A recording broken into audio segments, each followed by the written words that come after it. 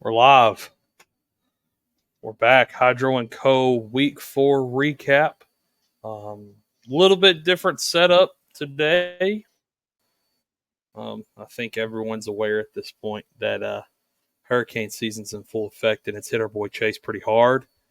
So we're running the Hydro and Co. podcast with just two today. So, keep Chase in your thoughts and prayers this week. I know it is devastating out there. Well, most of the Southeast, honestly, loss of power, not a lot of water, mile long lines for gas to keep your generators on. So it's really tough, and it's going to be tough for the next couple of weeks for Chase until he's kind of back in the normal things.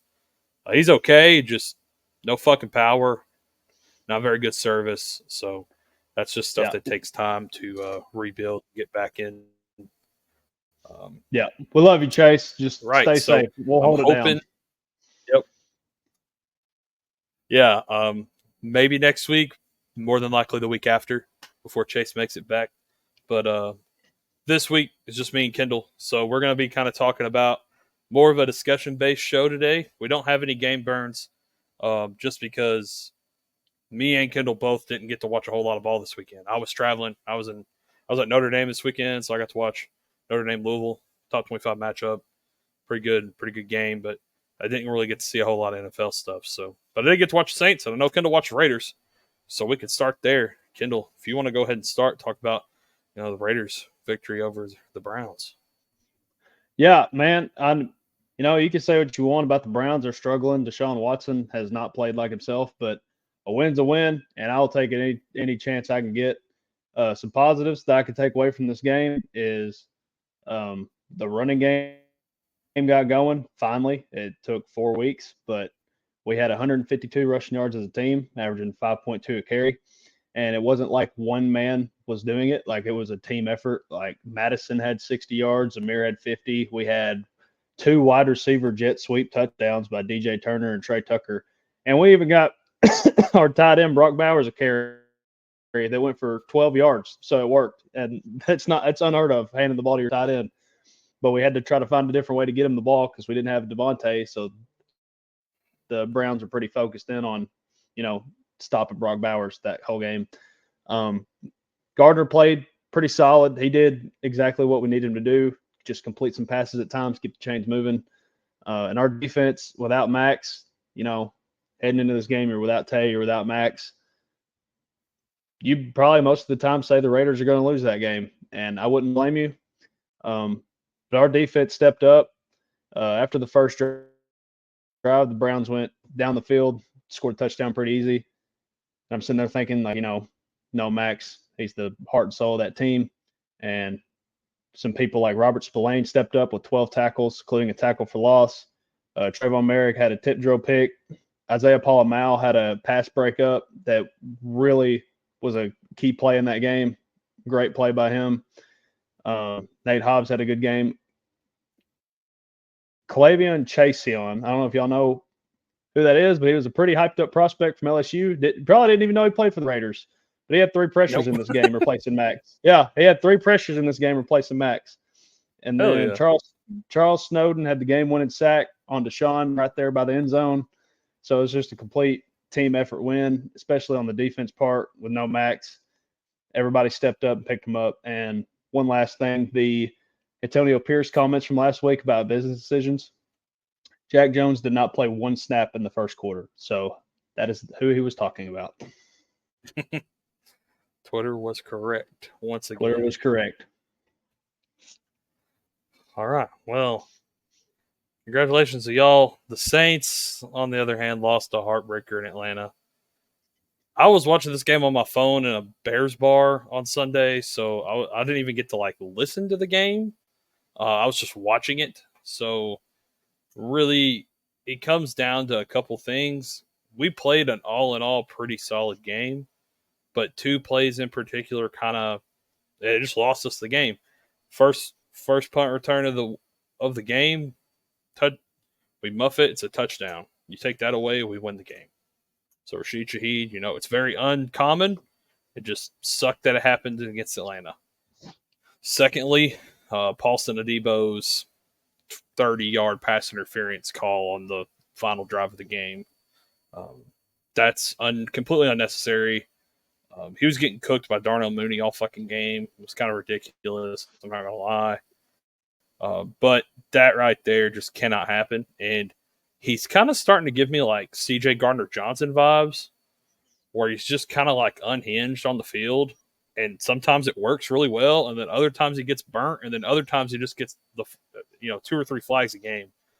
And as a safety, that's one thing because you're not playing. Sometimes you're not immediately in the play. You're playing over the top or you're off to the side. But someone like Paulson who's playing corner, and it's happening all the time, like it just kind of gets annoying. When it works great. But when it doesn't work, it works like shit. Carr played good. Alvin Kamara played well with broken ribs. Taysom Hill, I'm kind of worried about. So I don't know if last game, he missed the Eagles game, right? He had a bruised lung. That's why he missed.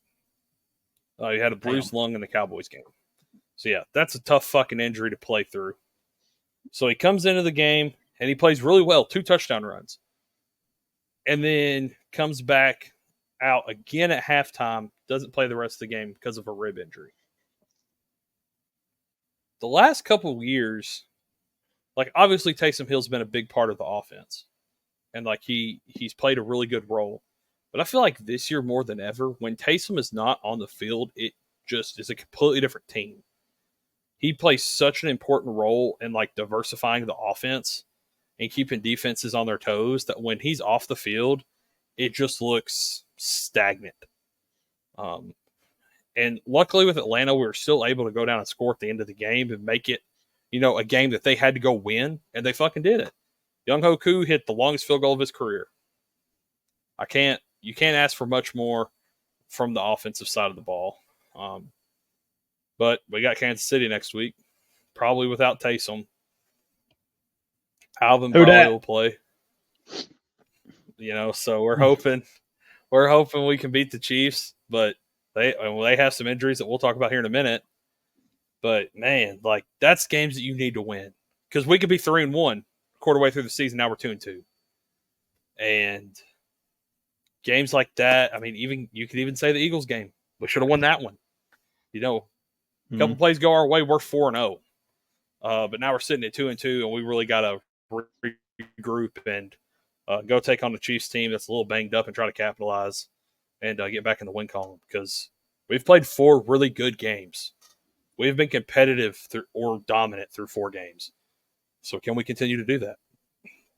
But like I said earlier, we don't have Burns, so we can kind of talk about some different things throughout the week that happened.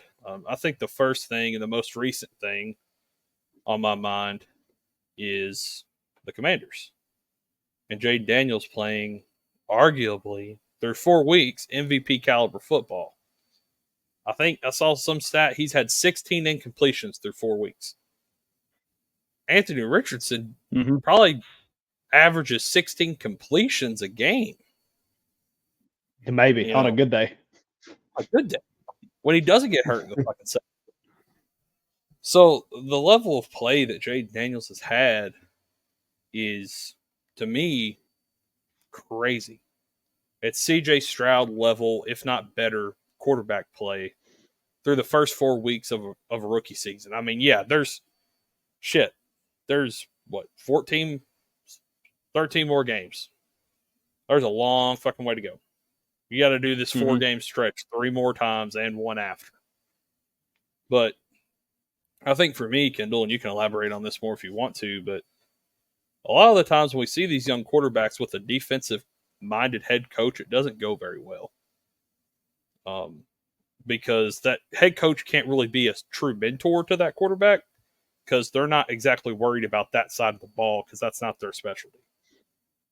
And when they drafted Jaden with, obviously, a defensive-minded head coach, kind of worried about it. But then you bring in Cliff, and Cliff has been cooking.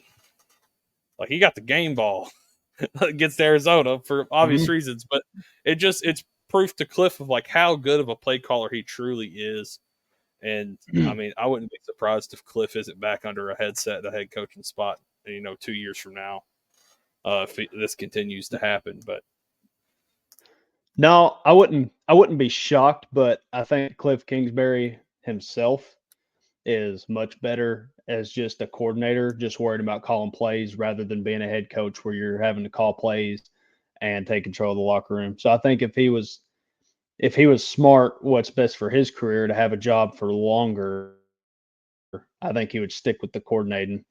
Um, because I mean, other than Jaden Daniels, if you want to count an old banged up Austin Eckler, outside of that, the offense is the same, like the same players. It's just a rookie quarterback and a new play caller, and they have meshed very well together. And I don't want to get too far into numbers yet because I'll be doing my quarterback power rankings later. So I'll get more into Jaden's on that whenever I do that. But he has played very well, and this so-called high school offense that they run, it seems to not be able to get stopped. So they're doing something right. So just keep doing what you're doing. yeah. I hate that take. Like they're running a high school level. Like it fucking works. Like, yeah, they're going. Hey, we're gonna run flood routes. We're gonna run drags. Like, why does everything have to be fucking corner? Fucking check to wide receiver option. Like, I hate that shit. I hate wide receiver option routes in general because if your wide receiver and your quarterback aren't linked based on the coverage, you're fucked. Because if I run a hitch and Kendall thinks I'm running a post and I run the hitch and he throws the ball to a post, it's a pick. Like it goes just back to everything doesn't have to be super fucking complicated. And if you can run the ball well and you can open it up and play action and you have a quarterback who can extend plays with his legs, like that's all you need. You don't need crazy ass Andy Reid level complicated offenses. Now, yeah, some weeks it's going to get No. stopped. It is, but other weeks you're going to see what happened against Arizona, and you're going to be like, okay, like I think with Jaden, you're seeing, early on, this is Jaden. Now he's gonna struggle at some point. He's not gonna play like this for 14 more games, 13 more games. There's no way. He's gonna have some games where he struggles. He's gonna have some games where he gets banged up. But in 6 weeks, if they're struggling, remember this. Yeah. Because I think this Jaden Daniels is the Jaden Daniels you're going to see down the line, as long as he can stay healthy and they keep Cliff around and they keep the play calling good. So I know Wes is excited. I would be too if I was a Commanders fan, but it's good for them, and it's also good for another team because they're 4-0 after this week. But it's kind of bittersweet. I think now we got to talk about the Chiefs. Now I know you hate them. I absolutely can't fucking stand them. They are 4-0, but they might be the worst performing 4-0 team I've ever seen. I mean, I would agree. they look tough.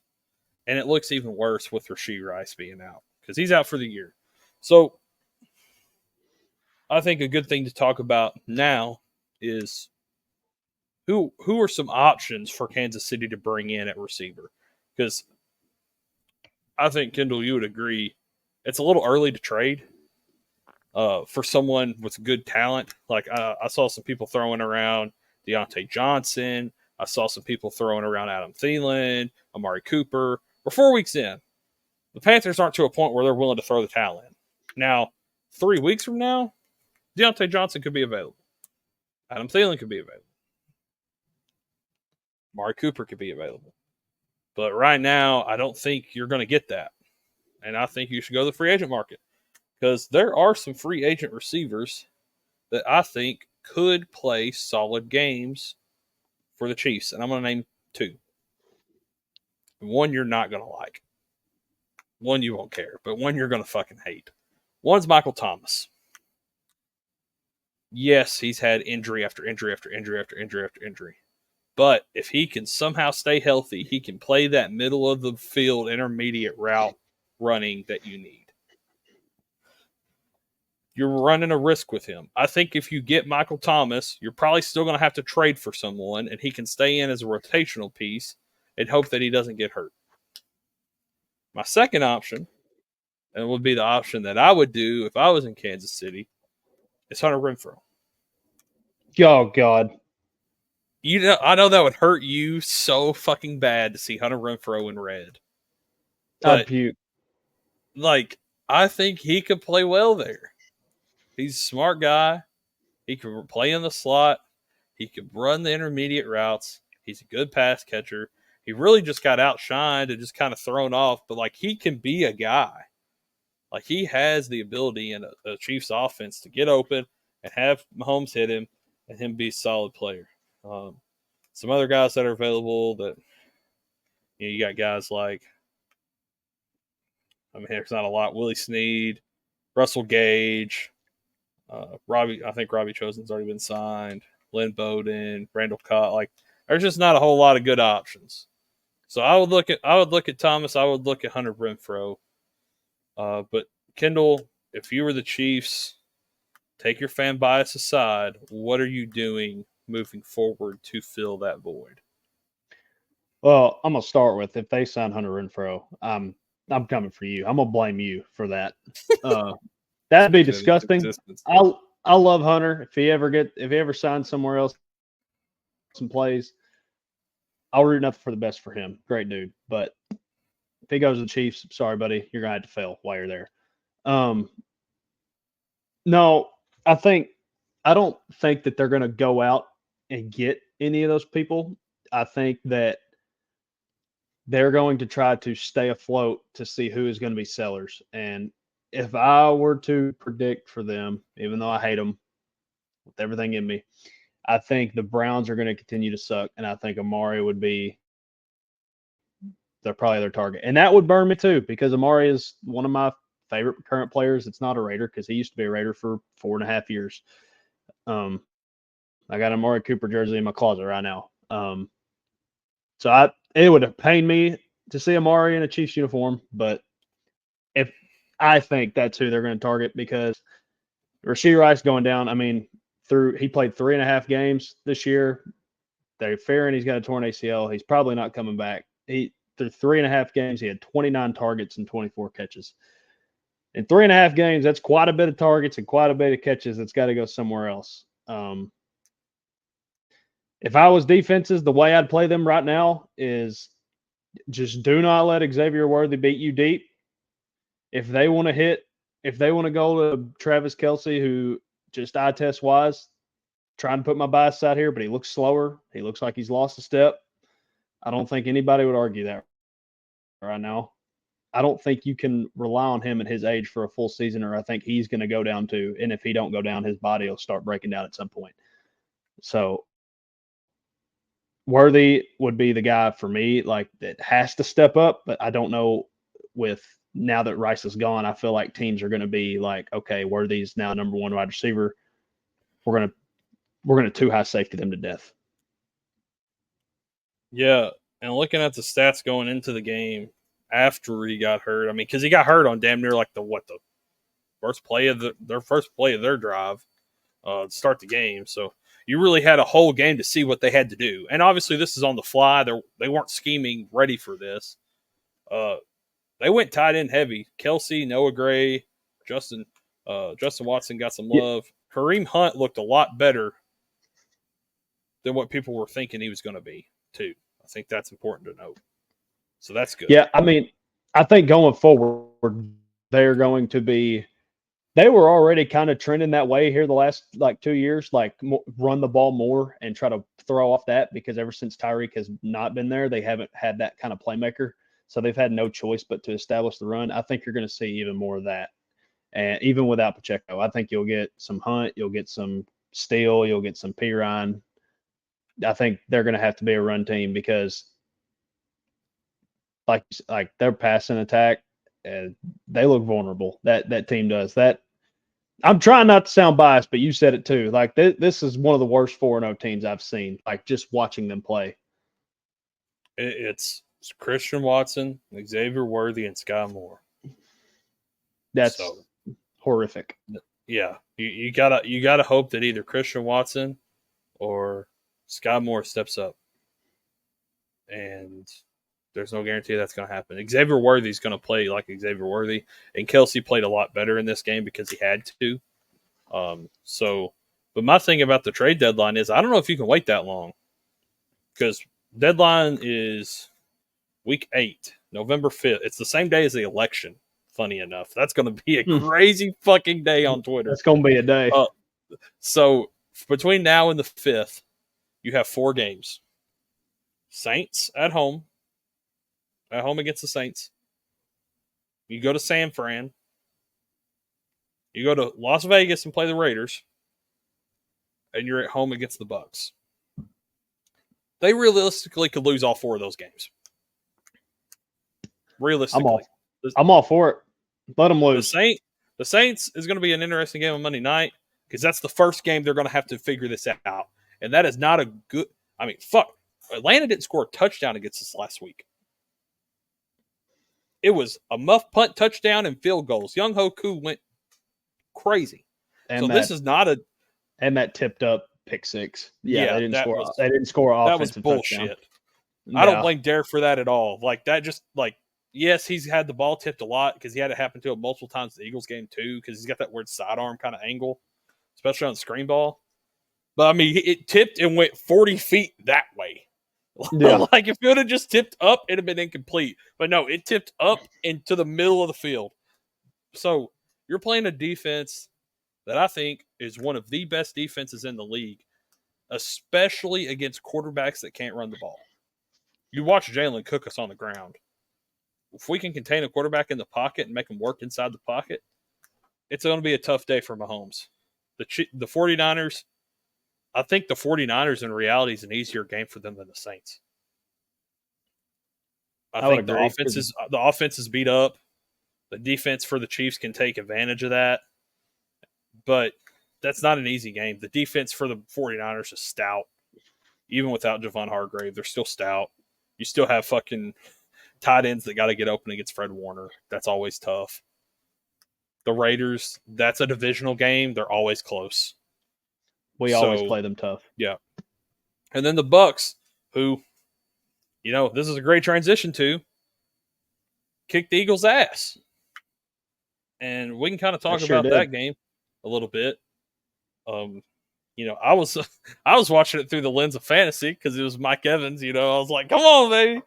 And he played well. And the Eagles continue to struggle. I mean, even beating us last week, it was a struggle to win. And then they lose a game, but that they should have honestly, coming into the game, were expected to win. So if I were, you know, Kendall, do you have any insight of what you think maybe the problem is? I know we're not Eagles fans. I know we're on an Eagles network, so, you know, we got to tread lightly. We can't talk too bad about them. But hey, they can get some non-biased opinions in here too. Yeah. I was about to say, they're usually pretty honest when it comes to their own team, what the problem is. You know, the problem usually comes down to Nick, and that's fair to me. So I don't know really a whole lot about this game. I didn't get to watch it. I don't know if you got to see any of it, have any insight on it. I didn't get to watch it live and while it was happening, but I did go back and watch the highlights. To me, what this game specifically looks like, I think Jalen was holding on to the ball way too long. He was indecisive. He ended up taking 6 sacks this game. Damn. And yeah, I want to just, to be fair, he didn't have Smitty, he didn't have AJ Brown, but there comes a point. Was also hurt. Lane Johnson was hurt. Yeah.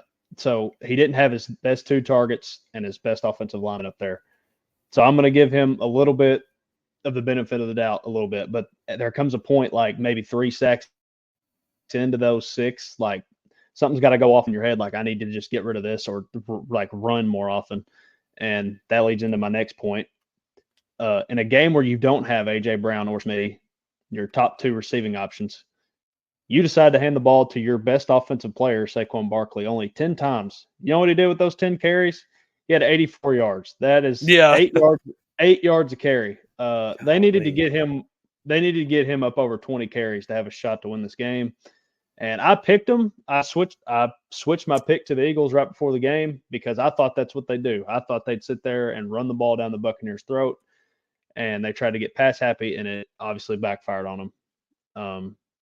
But I think once these players come back, AJ, Smitty, Lane, they'll be all right. I think as long as they don't dig themselves in too big of a hole, I think them and bold prediction, maybe, I don't know, but them and the Commanders, I think, could have a little bit of a race for that division. Yeah, I think I agree with that. Just looking at the stats here while you were talking, I mean, you only run the ball 10 times. I know they got down early. I mean, they were down 21-0 at one point. So, I mean, But yeah, you have to throw the ball, but it was early. It was the first fucking quarter. You got to establish the run like way before you're even down 21-0 in that kind of game. So, I know that's tough for them, but I do think that that's one of those. That's the worst the Eagles could have possibly played. Yeah. Realistically, and it's good to get that out of the way early. You're getting the injury bug out of the way early. Hopefully, you're getting 4 weeks into the season in hopes that as the season continues on, things start to tighten up. But all right, do we have one more topic for this week? I'm trying to think. We talked about the Chiefs. We talked about the Eagles. We talked about the Commanders. Anthony Richardson. Ooh, yes, Anthony Richardson. Anthony Richardson fucking sucks to have as a fantasy owner. He also sucks in general. Man, I know he got hit pretty hard, is what I heard. He took 2 shots, is what I read on Twitter, both to the hip. He was out for the rest of the game. Flacco cleaned it up and won him the game, which is good for the overall Colts team. But, man, he is just so inaccurate. And he shows glimpses every game. He can throw the fuck out of the ball. And I don't think anyone is expecting him to be a 70% completion percentage guy. But you still got to be like a 60, 65 to be competitive in this league. Because right now he's humming around 40%. That's just you just can't sustain that for long. Like if more of your passes are not getting caught than they are getting caught, that's a problem. Yeah, he's turning the ball over way too much. What's weird too is how good Michael Pittman looked. Yeah, once I know. Anthony was out, and I think that comes down to is AR can throw the ball deep, so Alec Pierce is his favorite target because that's who's down the field that deep. Pittman's the in between the numbers, 15 to 20 yards down the field guy, and he can't hit the throws. Flacco can all day long. You want to go run a fucking 15-yard out? Here you go, zing. And he's got nothing to fucking lose because he's just here fucking playing ball at this point. So it works well.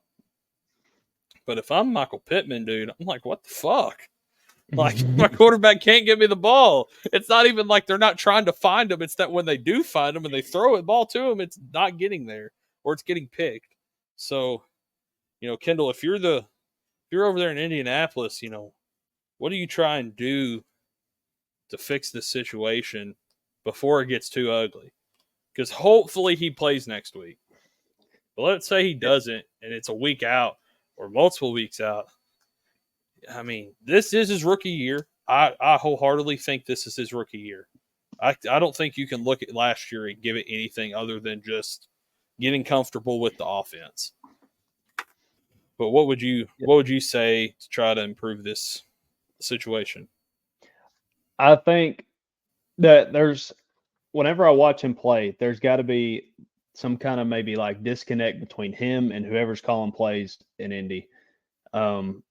If I were the Colts, you need to simplify things, kind of exactly like the Commanders are doing with Jaden Daniels. Like, I would copy their scheme, copy their plays, and I would run it for AR. Get him some easy completions, get him into the rhythm of the game, and then take your shots downfield, whether you want to just throw it up to somebody or actually draw up a deep cross, a post, whatever you want. He just needs to find some kind of rhythm, and they're trying to an extent, and he's just misfiring, or he's running too early, or he's coming off reads. he's just struggling. And like right now, like you said, he's completing around half of his passes. He's got 6 picks, and he didn't play at all this game, really, if we're being honest.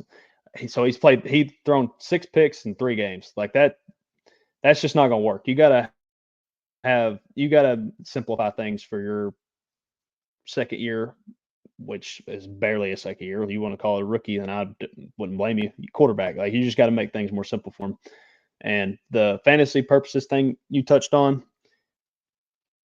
I would not like fully panic on him. I know this is weird to say now after what I just said, but as long as he like comes back this year and he's not out, that rushing that he does have does elevate his floor. So if him and whoever's calling plays in Indy can get on the same page with his passing, sky would be the limit for him. But as of right now, it's just not clicking.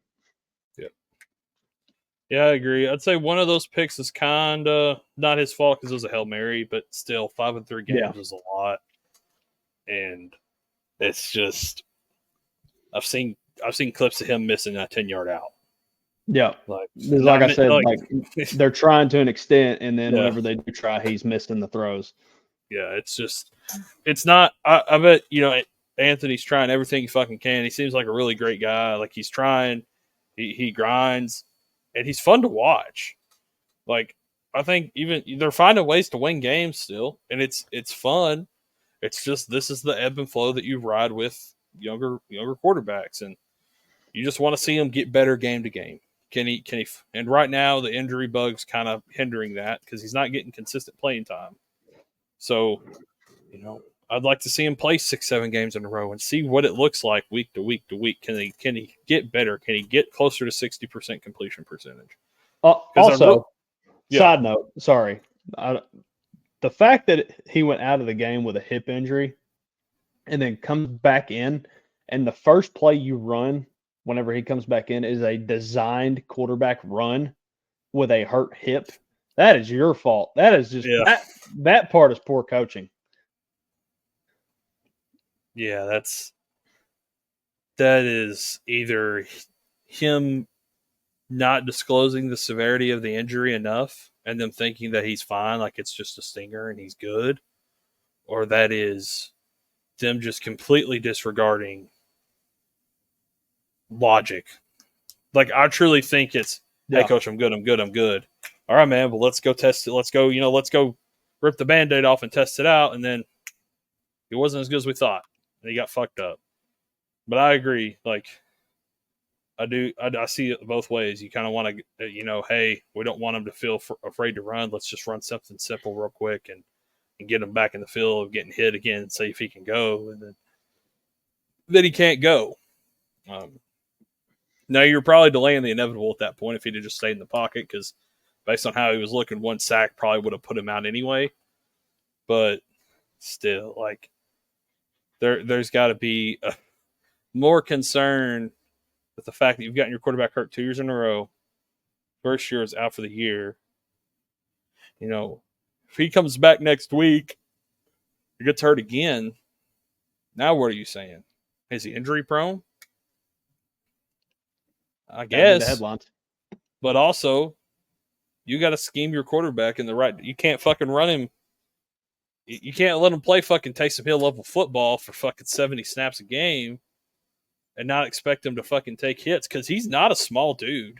He's not like Kyler or Lamar Jackson early in his career. He's built like Lamar's built now. Like Lamar's bulked up a lot and then kind of slimmed down a little bit and got more toned. But AR5 he's built for that. Like he can go run. If Cam Newton if he would have took off his flak jacket that he wore, that he would look like Anthony Richardson. That's kind of like what he's built like. Yeah. So I am obviously he looked bigger with that flak jacket on. Yeah. I'm hoping that AR5's back next week, or I'm gonna have to start Matthew Stafford. But so hopefully AR5 you are back next week. But before we talk about next week, let's finish up talking about this week. And Kendall, I know you have some quarterback power rankings that you wanted to talk about going through. We're essentially a quarter of the way through the season. It's weird now with 17 games. You can't just say that definitively. But, one quarter into next week, we're a quarter of the way through the season. So who do you have as your top 10 quarterbacks through 4 games? All right. So this is strictly 2024 power rankings. Like anything they've done before the season or in previous postseasons has no effect. This is strictly this year. Number 10, I got CJ Stroud. He's one of only a handful of quarterbacks that have over 1,000 yards this year. He's got 6 touchdowns to 2 picks through 4 games. That's kind of why I put him at 10. I'd want to see those touchdowns come up a little bit. And QBR, he's ranked 12th in the league. I just like to see, he's playing good, but there's a couple things he can improve on to really elevate his season and take the Texans where they want to go. Number 9, I have Brock Purdy, and this may be a little low for him. He is leading the league in passing yards without George Kittle for a game, without Debo for a game. Ayuk struggling. But the 49ers have McCaffrey out. Yeah, but the 49ers have surprisingly, I don't think anybody would have predicted it. They've been playing from behind more than you would have expected. So I think those numbers kind of elevate. Obviously playing from behind, you're going to throw more. I think that has something to do with it. Number 8, I got Lamar, and running the ball great, fantastic. I have no issues with how good he's running the ball right now. But Mark Andrews has 0 catches the last 2 weeks. And people may say it's Mark Andrews getting older. I don't think so. I think Mark Andrews could still play. I think that Lamar's got to get him involved, and he's got to at least try to get Zay Flowers pushed down the field more. Zay Flowers, 90% of his catches have been right there along the line of scrimmage. So he's playing good, but there's a couple things get Mark Andrews involved, push the ball downfield to Zay. That'll open up a lot more. Number 7, I have Joe Burrow. And yes, the Bengals are 1-3, but Joe Burrow has been playing lights out. If the Bengals were 3-1 right now, Joe Burrow would be higher on this list. He's 6th in QBR. He's got 7 touchdowns and only 1 interception. And he's got 980 yards. And all that is while having a complete shit week 1, because the whole Bengals roster had a terrible week 1. So a lot of those numbers have came in 3 games instead of 4. So he is playing phenomenal football. The Bengals themselves just need to step it up. Number 6, if I'd have done this 2 weeks ago, this guy would have probably 100% been in my top 3. It's not that he's playing worse. He's had some bad luck. This team's had some bad luck. That's Derek Carr at number 6. He's playing good. They hung 40 points in the first 2 weeks. Looked like a unstoppable machine on offense. He's top 10 in QBR yards. And they're really not throwing the ball a whole lot. Like you said in the first 2 weeks, you want him to throw more. And he's putting up great numbers while not having as many pass attempts as a lot of these guys on this list. Number 5, I have Kyler Murray. Down game this week as for the Cardinals as a whole, but whenever you watch the Cardinals this year, Kyler Murray has this team on his back. He's the only reason they have a win. That game, he was playing unconscious, that I like to say. Yeah, he's just making plays in the backfield, getting out of the pocket, throwing on the run. He's got a connection with Marvin now. He looks great. The Cardinals are going to be a fun team to watch because they're going to be in a lot of shootouts. So Kyler's my 5. And then my top 4 here, or my next 3, 2, 3, and 4, you would have never expected heading into this year, but they're playing lights out. Number 4 would be Baker Mayfield. And Baker has gotten a lot of crap throughout his career, including me. I loved him coming out of college. I supported Baker, but I gave up on him at one point. And now with Tampa, a lot of people said it was like the play calling last year, but they have a new play caller this year. And he's still playing lights out. So he's got 1,000 yards, 8 touchdowns, 2 picks. The Bucs are great offense. They just need to get the running game going. Yep. Number 3, Sam Darnold. And nobody would have expected him to be anywhere on Fuck here. no. No, I don't care. You did not predict Sam Darnold to have this good of a start. He's number 1 in passer rating, number 3 in QBR. He's got 11 touchdowns to 3 picks with 930 yards. The only reason he's at 3 instead of in the top 2 is because I just think the top 2 are playing slightly better. And number 2 for me is Jaden Daniels.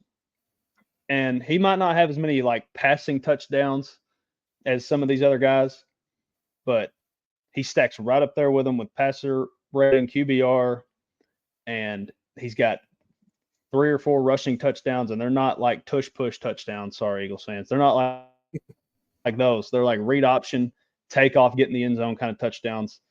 And if you just use your eye test, it's not hard to see that this high school offense, again, that he's running to perfection. I seen a stat today, kind of like what you touched on earlier. The Commanders have 23 scoring drives this year. They've scored on 23 offensive drives. Jaden Daniels, after yesterday, has 18 incompletions. So they have scored on more drives than Jaden Daniels has thrown incomplete passes. That's fucking crazy. That is insane. But number 1, and I've called him overrated in the past, but it might have been his top receiver for a while that might have been causing problems. Number 1 is Josh Allen. And the knock on him has always been he's a turnover machine. Well, he's got no picks this year. And other than yesterday, the Bills look like a well-oiled machine on offense. They could not be stopped. I don't think they're going to be stopped on offense. I think yesterday was more of a fluke. He's number 1 in QBR, number 2 only behind Sam Darnold in passer rating. And he's just running an offense to a T right now. So those are my quarterback top 10 power rankings so far this year. And I think it's crazy to think about that as how many quarterbacks on this list are second chance guys? Darnold, Baker, guys like Carr. Carr. Sam Darnold was supposed to be the bridge quarterback to J.J. McCarthy. I'd trade J.J. McCarthy in the offseason at this point. I mean, fuck. Yeah. You found Sam your guy. Sam Darnold's probably, what, 26, 27 now? Yeah. He's not that old. So. No, not for a quarterback. Not for a quarterback. I'd trade his ass. I mean, he showed he's your guy. You know, Baker Mayfield. He's supposed to be a bridge. And he's Baker, found himself right in the middle of the MVP conversation right now. Exactly. And Baker was, people started being like, oh, well, maybe this is like Geno in Seattle. It was 1 year. And then it's falling apart. No. Hell no. He's playing great. Baker is the guy in Tampa. Carr. I was talking about hey, maybe we can cut him in the offseason. He's not the problem. It was the play calling.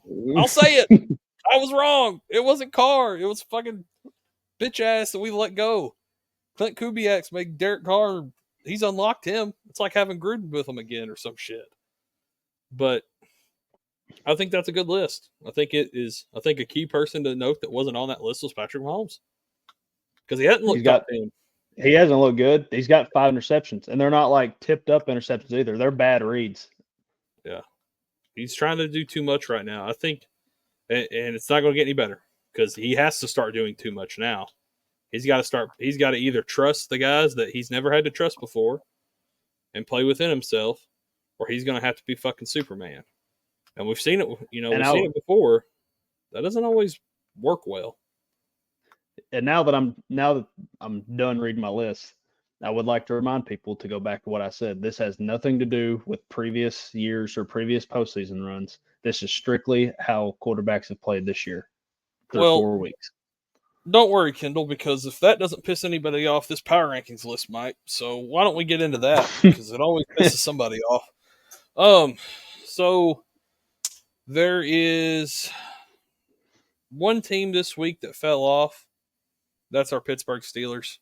They lost to the Colts. I didn't think they were that good to begin with, so they're now off the list. Taking their place on the list this week is a team that has not been on the list at any point in the season so far, and that is the Washington Commanders. They come in at number 10 this week. Number 9 stays the same because the Seahawks have yet to play tonight, so we'll take the Seahawks at 9. the Texans win, they will stay at 8 because there's a lot of moving inside the top 6. The 7 will remain the Lions because they've yet to play. 6. Last week they were number 3, and that's the Philadelphia Eagles. They lost to in a really tough way. And I'd like to get the Bucs on this list. I think you could honestly argue if this was Tuesday instead of Monday and the Seahawks lost, which is probably going to happen, you could put the Bucs in this list. But it's Monday, so a couple teams we have 2 Monday night games that haven't been played yet. Both with 2 teams that are on the list that have yet to play. So we got one really good game tonight and one really shitty game tonight. Yeah. And then moving on from there, I have the 49ers staying at 5, even though they won. They beat the Pats. Whoop-de-doo. But I have the Bills moving back from 2 to 4. It was a tough loss. I think it showed some things. But I also have the Vikings moving up from 4 to 3. Because the Vikings, they're undefeated, man. Like, they've continued to look good. And they're not slowing down. And they got Jordan Addison back, and he was immediately a spark plug. And they're hopefully going to get Hawkinson back in 3 or 4 more weeks. So soon you're going to have a fully tooled Vikings team. Right now they're playing with spare parts in some positions. Number 2, the team that beat the Bills, the Baltimore Ravens. They looked legit. The running game finally opened up. Patrick Ricard and Derrick Henry in the same backfield is fucking scary as shit. Because you have a 300-pound fullback in front of a fucking war machine pounding through the lane. And they beat the Bills pretty single-handedly, so I think they deserve to move up from 6 to 2. And the Chiefs are still number 1. Man, did I almost move them. But if the Bills would have beat the Ravens, I would have. But I couldn't justify moving the Ravens from 6 to 1. And I really couldn't justify putting the Vikings at 1 or the Niners at 1. So they kind of stay there until they lose, or another top 5 team gets a big win. But I do think the Chiefs they very well as soon as next week move out of the 1 spot if they lose to the Saints, of course. But yeah. So that is my power rankings for this week. If I were doing them, I'd flip the Commanders and Eagles. I just think, eye test wise, I think the Commanders have looked like a much better team than the Eagles. So that'd be the only reason why I'd flip them. Yeah, I'm giving the Eagles a little bit of benefit of the doubt. No, I know they're still a top 10 team in the league. Yeah. All right. So you want to do our game picks for this week? Let's do it, buddy. All right. You have the games pulled up because I have my Wi-Fi turned off. So yeah, I got them. I'm also picking. We recorded as soon as I got off work, so I'm picking on the fly. I don't have these set yet. So this is going to be my gut reaction. If anything from the previous week told me anything, just go with your gut, because I changed 3 picks and they were all wrong. I changed them to the wrong team. Yeah. But anyway, Thursday night, we do have a good Thursday night game this week as the Bucs travel to Atlanta to take on the Falcons. I'm going to take the Bucs in this game. Falcons defense is legit. They can make some plays. But I think that Baker is he's running an offense at a very good level right now. And I think it's going to be close, obviously. And I just think the Bucs pull it out in the end. I don't trust Kirk in prime time. Give me the Bucs. That's fair enough. Then we got an 8:30 start. They're playing overseas somewhere. We got the Jets and the Vikings. I'm going to take the Vikings because the Jets looked horrendous yesterday, and the Vikings look unstoppable right now. So give me the Vikings. Yeah, that is weird. Breece Hall didn't get involved at all. Garrett Wilson didn't get involved at all. These games are weird because if at any time your team's going to come out and play like shit, it's this one. Yeah. Because it's overseas, your whole routine's thrown off. I'm going to ride with the Jets this week. I mean, I think it could be. I could be fucking dead wrong, but I think they're going to make some changes. I think any 8:30 start time, London game, overseas, whatever. I think no matter if it's an undefeated team taking on a winless team, I think those games are truly a coin flip because you're right. Any team could just come out flat over there. Like any team can come out flat any week, but when you go over there, you're definitely increasing your odds. So I can't sit here and blame you. Next, we got the Panthers going to Chicago to take on the Bears. The Panthers, in my opinion, were a one week story, 1 week fluke, and of course, it had to be against the Raiders. So give me the Bears. Yeah, I watched the Bears this week. DeAndre Swift finally got unlocked. And if they can continue to do that against the front seven in Carolina that has yet to do very much, the secondary, Caleb's going to get challenged with the secondary. Like, you got to give J.C. Horn his flowers. Like, you can't just throw like you would against any normal corner with him. But I do have the Commanders winning this one. I don't think it's – I agree with you. I think it's Bears. a weak one. The Bears. Next, we got the Ravens traveling to Cincinnati to take on the Bengals in a divisional game. As much as I like Joe Burrow and as much as I have defended the Bengals, the Ravens, the last 2 weeks, I guess the Raiders woke them up because they look unstoppable. So give me the Ravens. Yeah, the Bengals have one of the worst run defenses in the league as well, playing against one of the best running games in the league. Yeah. The defense for the Ravens is also very solid up front. The Bengals' offensive line is not. Yeah. So if you're bad on both lines, you're probably going to lose most games. So just matchup wise, I don't think this game could be a fucking blowout. This is a big mismatch for the Bengals. Yes. Yep. They do not stack up well against them at all. But unless the Bengals just come out and throw the ball really well, that'd be the only way they can win. Joe Burrow's got to have 400 passing yards. That'd be the only way. One of the games of the week so far, we have the Bills traveling to Houston to take on the Texans, and what should be a great game. I'm going to take the Bills to bounce back on the road and beat the Texans in Houston.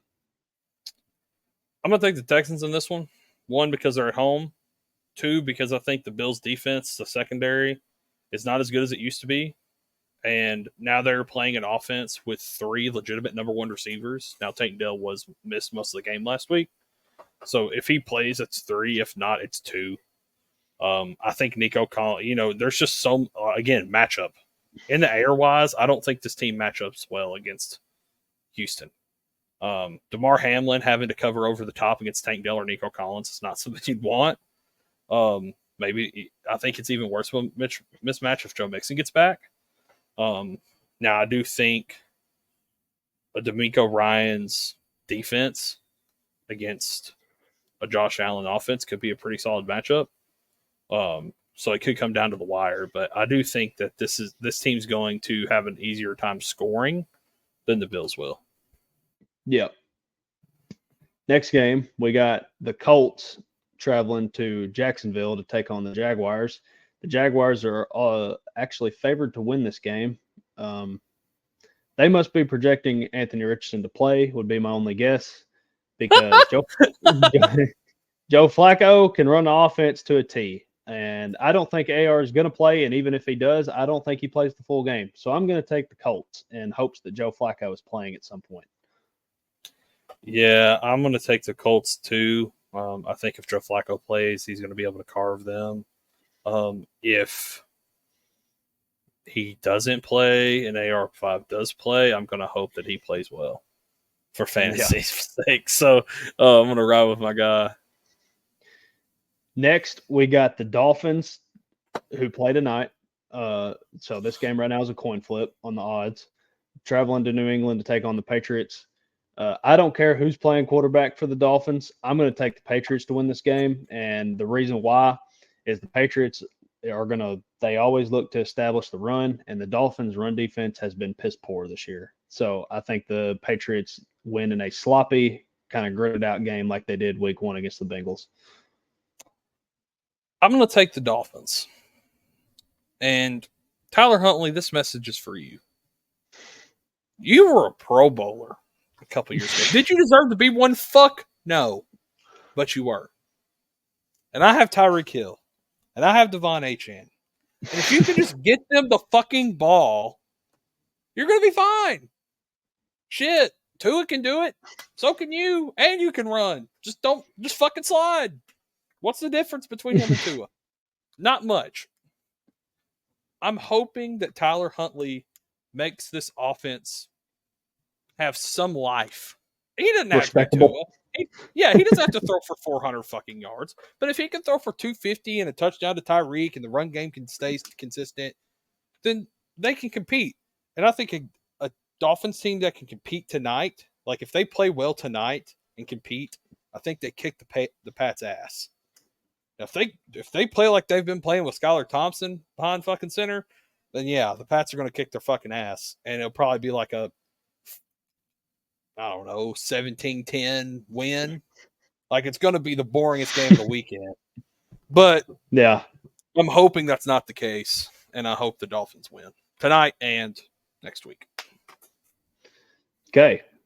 Now we got the Deshaun Watson-led Cleveland Browns traveling to Washington to take on the Commanders. Commanders, fuck Deshaun. He sucks. I'm taking the Commanders pretty easily there. Next, we got my Raiders traveling to Denver to take on the Broncos. And quick message, the Raiders have not lost to the Broncos home or away at all, period, since COVID was a thing. So give me the Raiders. We own the Broncos. If you take the Broncos, I feel like you're wishing upon a star for something to happen. Yeah, they played really well against the Jets last week, but didn't score.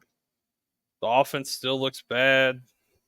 If Max Crosby and Devontae play, they're clearly the better team on both sides of the ball. So give me the Raiders. Good pick. Next, we have the Cardinals traveling to San Fran, take on the 49ers. And the Cardinals are heavy, and I mean heavy underdogs. And I don't really understand why. They're giving the 49ers a 77% chance to win, which is the highest of any game that we've picked so far, by far. And I'm going to take the Cardinals on the road.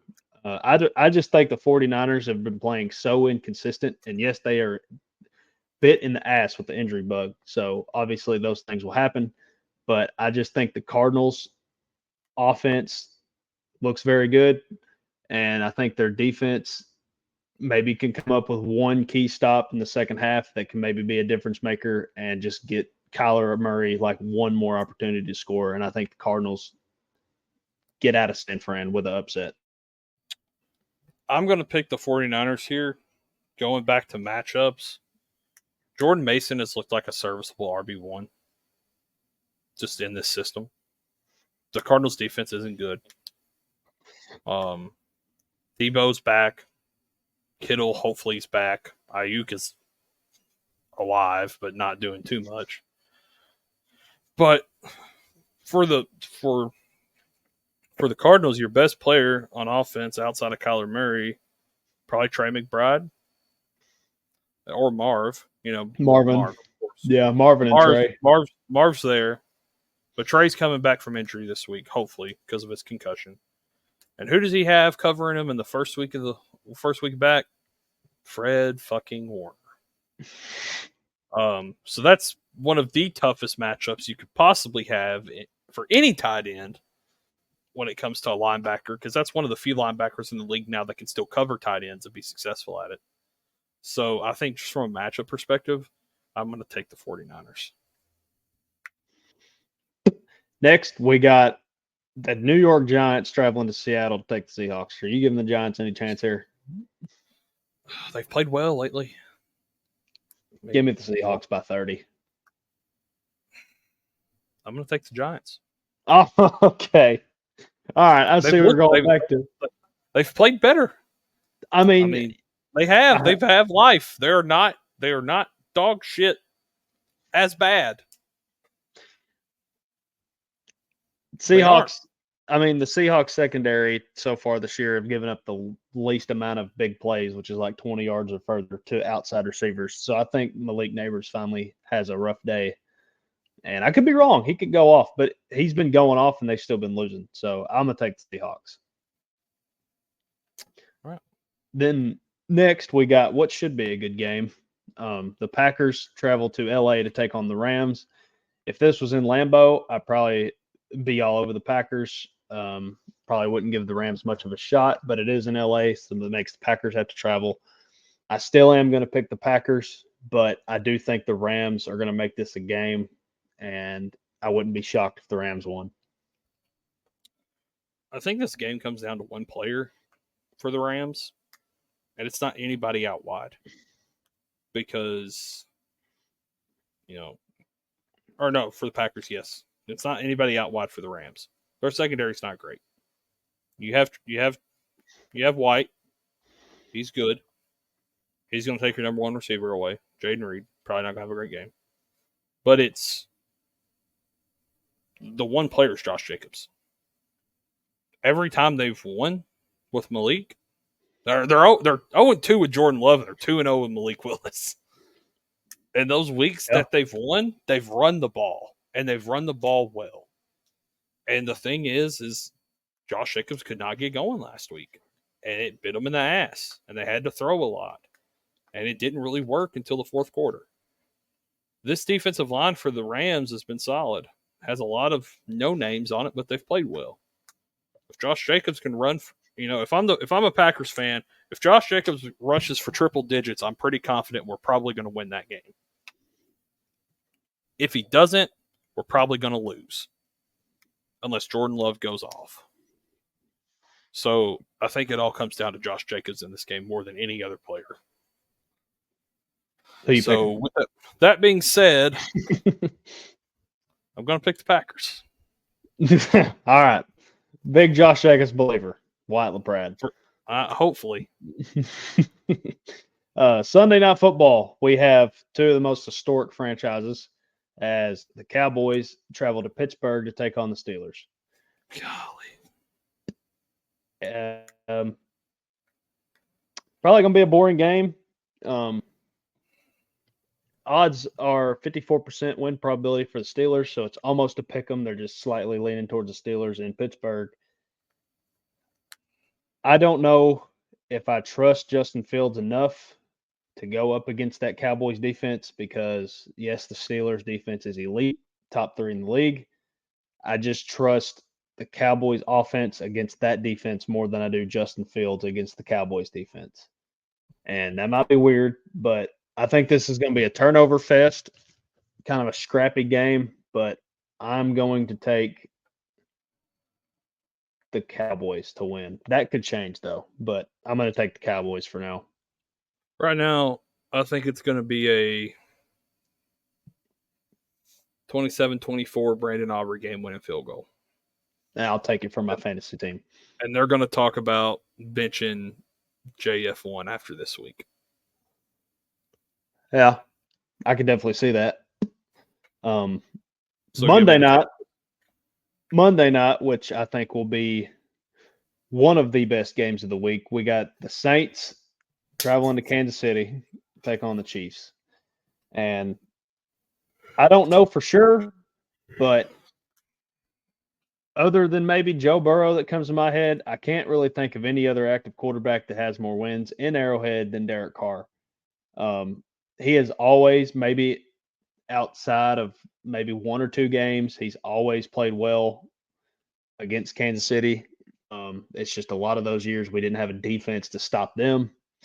The Saints do now, and the Chiefs are vulnerable. They got some injuries, and I think the Saints still won in Arrowhead, and I'm actually pretty confident in that, even though this is giving the Saints 34% chance to win. Yeah.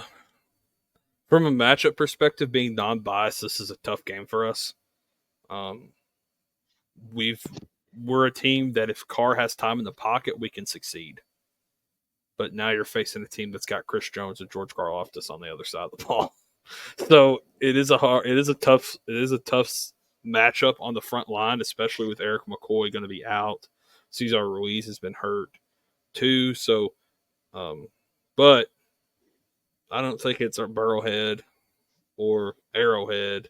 I think it's going to be called Camaro Head. Bang! And we're going to take the Saints. I think we're going to have to run the ball. We're going to have to run efficient because we're going to have to keep the defensive line on their toes and out of the backfield. I'm really confident in the defense. I think the string of bad games for them offensively is going to continue. I love watching our defense play. They play with energy. It kind of reminds me of the Super Bowl team Saints defense minus the bounties. But honestly, if you were to tell me that this team was out there playing with bounties, I wouldn't be surprised because they're fucking hitting hard and late and fast. So I'm hoping that same energy comes out on Monday night. We get a little extra rest from this game, and hopefully we win. So give me the Saints. That was the last game, buddy. You want to wrap it up? Yeah, man. Well, that's it for us this week. It's a shorter episode than normal, but again, there's only two of us and not a whole lot to talk about with, just both of us being out for most of the weekend, so we didn't get to see a whole lot of ball. But I think it was a good episode nonetheless. I think that Week 5 has a lot better matchups than Week 4 did. There's just some boring-ass games in Week 4. But they did prove to be exciting nonetheless. But then again, shout out to anybody who's still watching an hour and 6 minutes in. I hope you guys enjoyed it, and we'll catch you next week. Raider Nation. Who dat?